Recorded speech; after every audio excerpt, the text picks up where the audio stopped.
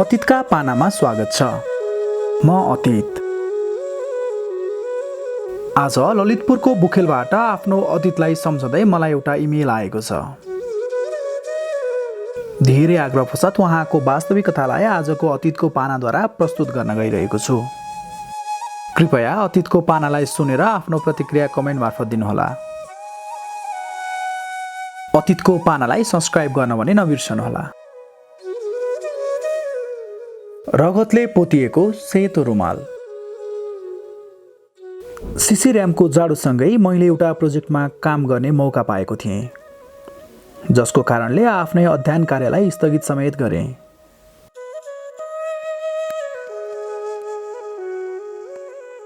त्यही अफिस मार्फत एउटा विकासमूलक योजना लिएर म पहाडको एउटा बस्तीमा पुगेँ, जहाँ धेरै डाँडाकाँडा घन्टौँ लगाएर पिउने पानी बोक्नुपर्ने।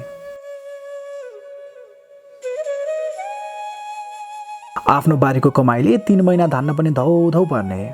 त्यो बस्तीका बासिन्दाहरूको आर्थिक अवस्था निकै नै कमजोर रहेछ।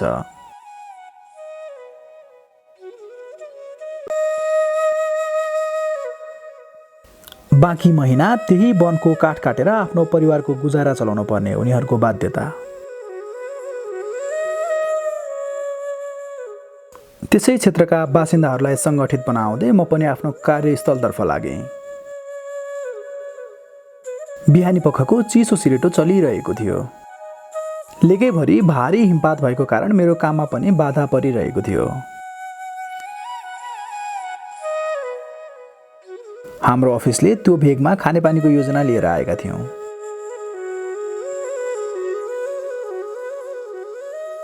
हाम्रो खानेपानीको कार्य क्रमिक रूपमा अगाडि बढ्दै थियो। एक दिन मेरै उपभोक्ता समितिका एक युवकलाई रुख काटेको अभियोगमा एकजना महिला रेन्जरले पक्राउ गरिछिन्।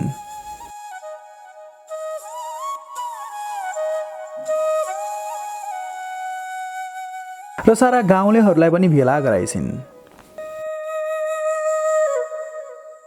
म पनि त्यो खबर पाउन साथ त्यस भेलातर्फ लागेँ। भेलाको बीचमा हरियो पोसाकमा सजिएकी एक युवती, उनीसँगै पक्रिएका एक युवक र सारा गाउँलेहरू। उनले मलाई देख्न साथ आउनुस् न सर, बसौँ, परिचय गरौँ न भनिन्। मैले पनि उनको आग्रहलाई अस्वीकार भने गर्न सकिनँ। हाम्रो परिचय भयो। उनको नाम रूपा रहेछ। उनी जिल्ला वन कार्यालयबाट वन सर्वेका लागि आएकी रेन्जर रहेछिन्। म भने भू संरक्षण तथा बाजयो अन्तर्गत त्यस स्थानमा गएको थिएँ। त्यसपछि मुद्दाको बारेमा छलफल भयो र त्यही टुङ्गा पनि लगाइयो। त्यसपछि मैले बिदा माग्दै भने, लौ त रूपाजी, म लागेँ। हाम्रो एक आपसमा हुने यस्ता समस्यालाई यसरी नै टुङ्गोमा पुर्याउँदै सहयोगी भावनाले काम गरौँ है त भन्दै म आफ्नो बाटो लागेँ।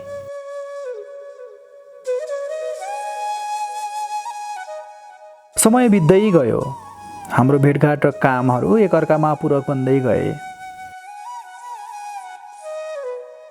करिब वैशाख महिनाको सुरुवातमै वन सर्वेका लागि रेन्जर रूपा र केही गाउँलेहरू जङ्गल घुम्दै जाँदा अचानक जङ्गलमा डढेलो लागेको स्थानमा पुगेछन्। आगो आफूहरूको नजिक आइपुगेको हुनाले भाग्दै जाने क्रममा रूपा चिप्लिएर निकै घाइते हुन पुगेछन्। त्यो खबर मलाई आइपुग्यो। त्यो सुनेपछि म पनि त्यहाँ रूपालाई भेट्न पुगेँ। मलाई देख्न साथ त्यो रगतले पोतिएको अनुहारलाई हातले पुस्दै भनिन्, राज, मलाई बचाऊ। मैले हतार हतार उनलाई काखमा राखेर उनको ब्याग खोलेर हेरेँ। ब्यागमा एउटा रुमाल रहेछ। त्यसैले उनको अनुहारबाट बगेको सबै रगत पोछिदिएँ अनि उनलाई बोकेर आफ्नो अफिसको कोठासम्म पुर्याएँ।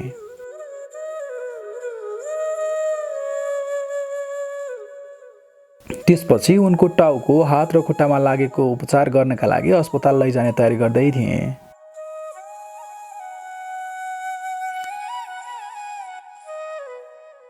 त्यतिकैमा त्यहाँ गाउँका एउटा बुढा मान्छे आएर यो उपचार गर्न अस्पताल लानु पर्दैन भने।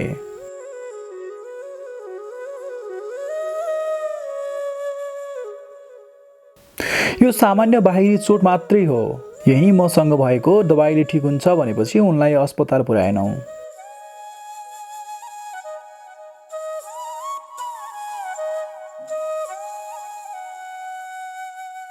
नभन्दै उनको उपचार त्यहीँ पुरा भयो। अब उनी तन्दुरुस्त भइसकेकी थिइन्।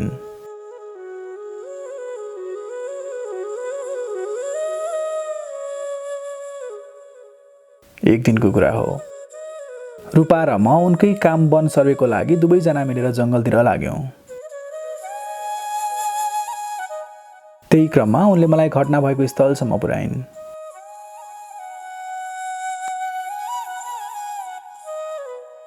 त्यहाँ एउटा रगतले भिजेको सेतो रुमाल रहेछ।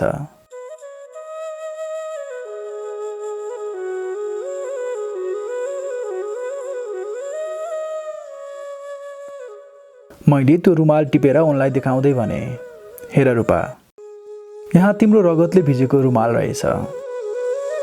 अझैसम्म पनि यो रगत जस्ताको तस्तै छ। यसलाई सुरक्षित राख।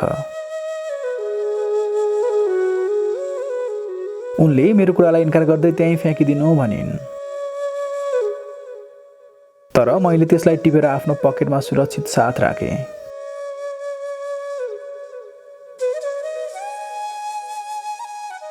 अनि हामी दुवै त्यहाँबाट घुम्दै एउटा शीतल छहारीमा गएर बस्यौँ।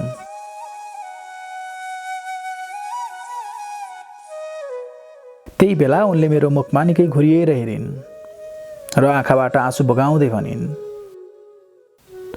राज, तिमीले मेरो जीवन बचाएर ठुलो गुण लगाएका छौ। तिमी जस्तो महान व्यक्तिलाई मैले यो गुण दिनका लागि तिमीसँग एउटा कुरा माग्छु, के मलाई दिन सक्छौ?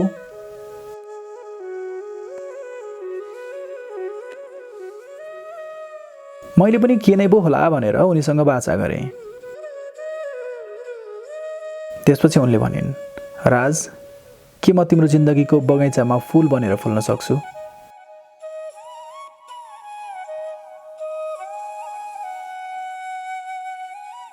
मैले त्यसको जवाफ दिँदै भने, हेर रूपा, तिमी सहरकी एउटा धनी सम्पन्न परिवारकी छोरी, तर म गाउँको गरिब परिवारको मान्छे।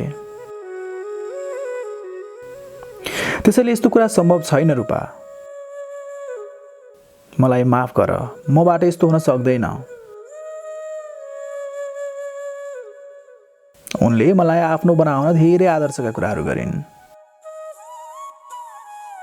तर मैले केवल साथीमा सीमित राख्न आग्रह गरेँ।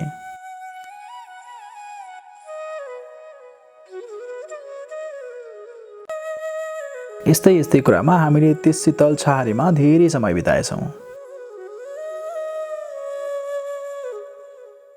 हामीमा यतिसम्मको सम्पर्क र कुराकानीहरूले कति बेला हामी बीच मायाको टुसा अङ्कुराउन थालेछ त्यो हामीलाई पत्तै भएको थिएन।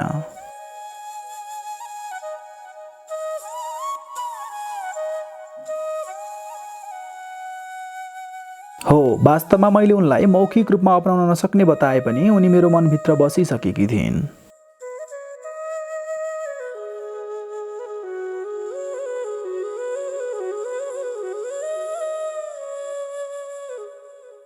समयले नेटो काटिसकेको रहेछ। झमक्क साँझ परिसकेकाले गाउँका बस्तीहरू कुहिरोले ढपक्क ढाकिसकेको थियो।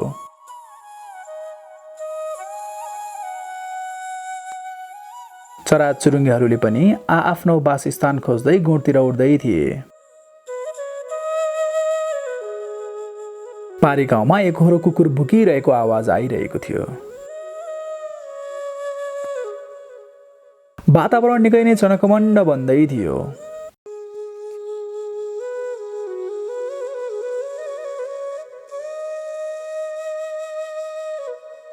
चन्द्रमाले पनि हाम्रो मर्का बुझेर होला बादलको घुम्टोभित्रबाट हाम्रो दृश्यलाई चियाइरहेको थियो।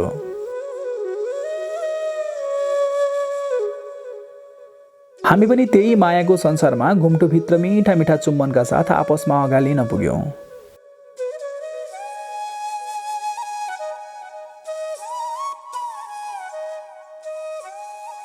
अनि आफूहरूलाई रमणीय अनुभूति गराउँदै हराइरह्यौँ।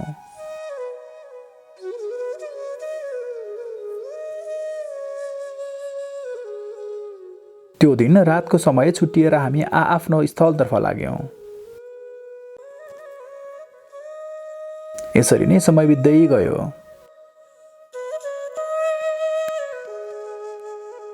हामीले त्यो समयको माग गरिरहे पनि समयले हामीलाई कहाँ पर्खन्छ र। यसै क्रममा रूपाको पनि त्यस क्षेत्रको वन सर्वेको कार्य पुरा गरेर फर्किँदै थिइन्।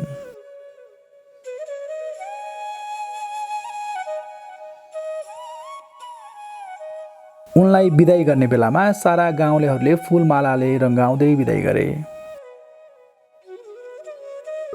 मैले पनि गाउँलेलाई साथ दिँदै थिएँ, मन लगाई नलगाई।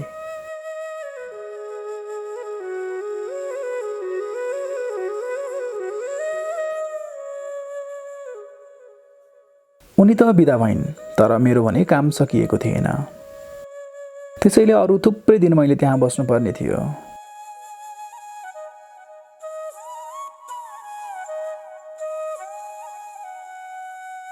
उनले बिदा भएर निस्कने बेलामा मलाई भनेकी थिइन्, राज, म केवल मात्र तिम्रो हुँ, तिमीलाई नै पर्खिरहनेछु। मैले तिमीलाई दिने उपहार केही छैन, त्यही रगतले पोतेको सेतो रुमाल, तिम्रो लागि मायाको निशानी ल।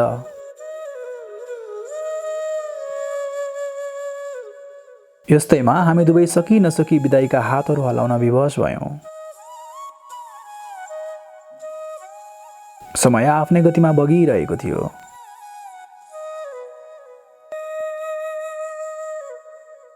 मेरो पनि साइटको काम सकियो र सहर जाने तयारी गरेँ। सहरमा पुगेर रूपालाई भेट्ने सपनाले मलाई घोचिरहन्थ्यो। रूपाले बिदाई हुने बेलामा मलाई सहरमा उनको सम्पर्क ठेगाना दिएर गएकी थिइन्। सहरमा पुगेर म त्यो ठेगाना खोज्दै उनको अफिससम्म पुगेँ।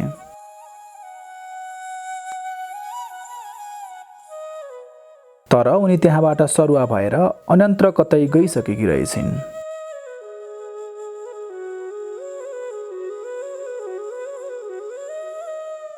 सहर पुगेर रूपालाई भेट्ने मेरा सपना अधुरो नै भयो।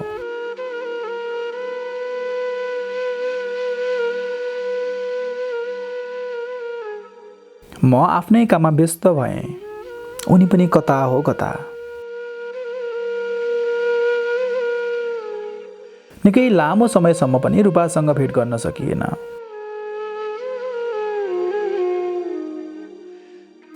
तैपनि रूपाले बिदाईको क्रममा भनेको शब्द, राज, म केवल तिम्रो हुँ, म तिमीलाई नै पर्खिरहनेछु, उनको यही शब्दलाई विश्वास गर्दै कुनै दिन भेट्ने आशामा दिनहरू बिताउन थालेँ।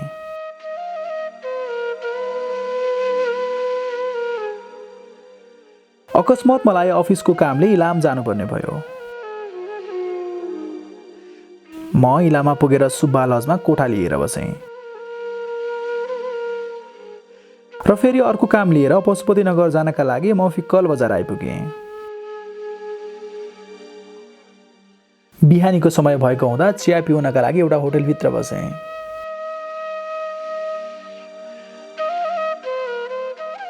म चियाको चुस्की लगाउँदै थिएँ। ठिक त्यही बेला एक युवती आएर मेरो मुख हेर्दै चियाको अर्डर गरेर गइन्।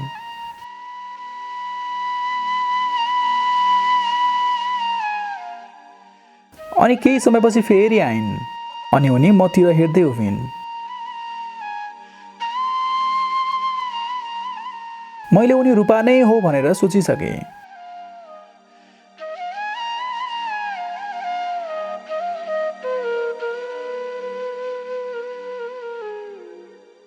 किनकि हामीहरूको त्यो लामो समयसम्मको उठबसले हामीलाई धेरै नजिकबाट परिचित गराइसकेको थियो।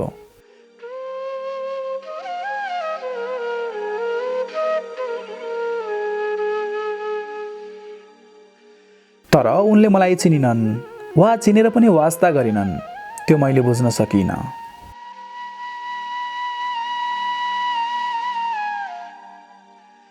म उनकै बारेमा सोच्दै उनले पहिले मबाट बिदाई हुने बेलामा भनेका शब्दहरू सम्झँदै थिए।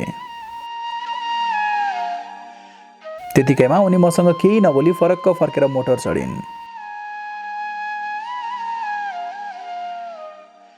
त्यसपछि म उनलाई पछ्याउँदै रूपा रूपा भन्दै उनको मोटरसम्म पुगेँ।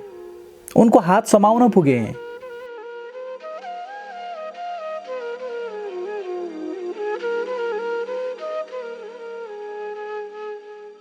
उनले मलाई चिन्ने प्रयास नै नगरिकन मतिर फरक्क फर्किएर एक थप्पड मेरो गालामा लगाइन्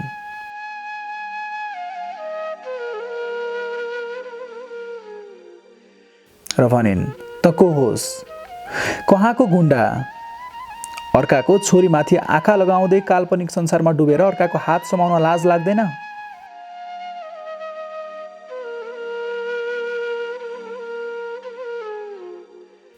म टक्क रोकिएँ। आँखाबाट आँसुको महासागर उर्लियो।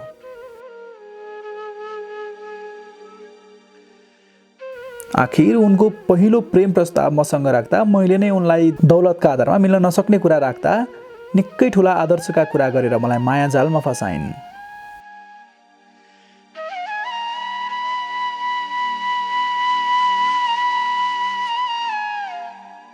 तर आज उनले नै मलाई यसरी नचिने जस्तो गर्ने आफैलाई धिक्कार लागेर आयो।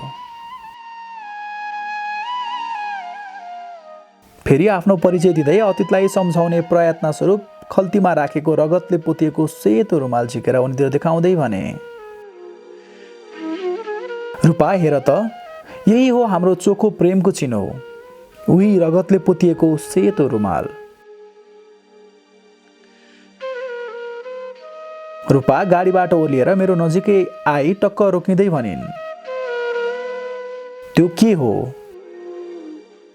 मैले पनि आँसुको समुद्रमा डुबेका आँखाहरूलाई बाहिर निकाल्दै भने, "यो त्यही रुमाल हो जुन दिन तिमी जीवन र मृत्युसँग मेरो काखमा सङ्घर्ष गरिरहेकी थियौ।